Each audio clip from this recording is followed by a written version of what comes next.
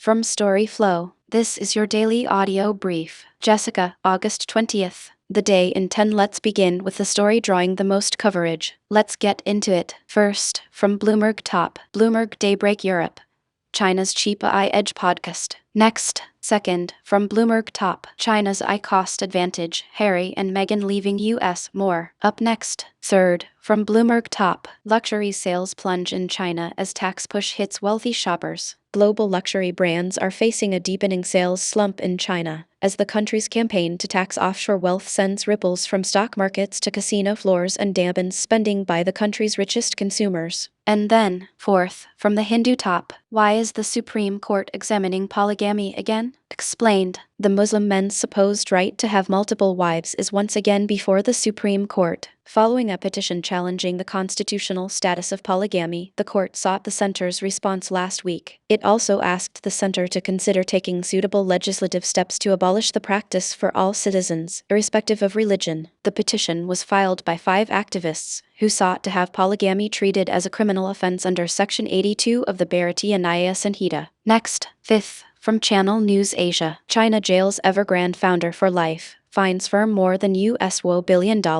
A Chinese court ordered all of Hui Ka-yan's personal property confiscated. Beijing, China on Thursday, Aug 20 sentenced the founder of embattled property giant Evergrande to life in prison and fined the company and an affiliate more than $1 billion after a high-profile default 5 years ago. Evergrande Group was the face of Chinese real estate, surfing a decades-long property boom as it peddled home ownership dreams, but its access to credit dramatically narrowed when the government introduced curbs on excessive borrowing and speculation. Up next, sixth, from BBC News captured Ukrainian-born soldiers tell BBC why they fought for Russia. In western Ukraine, behind high walls and layers of locked gates, there is a camp full of men captured fighting for Russia. Many of those crouching in the shade around the edges of the prison yard were recruited from big cities like St. Petersburg and Yekaterinburg, not far-flung and poorer regions like at the start of the full-scale invasion. But not all the prisoners are Russian. Amongst them are soldiers from Ukraine itself, the men who went to war with their own country. And then, seventh, from BBC Asia, founder of China's Evergrande sentenced to life in prison. Hui Ka-yan pleaded guilty in April to several charges, including embezzlement of assets and corporate bribery. Shenzhen Intermediate People's Court also fined Evergrande Group 8.82 billion yuan, £960 $1.31 while its real estate unit was ordered to pay 7 billion yuan, according to state media. Hui's sentencing marks a pivotal moment in the fallout from Evergrande's collapse, which shook China's property sector and left investors and domestic banks reeling. That's the day. New here? Grab your own free feed at storyflo.com. It only takes a few seconds.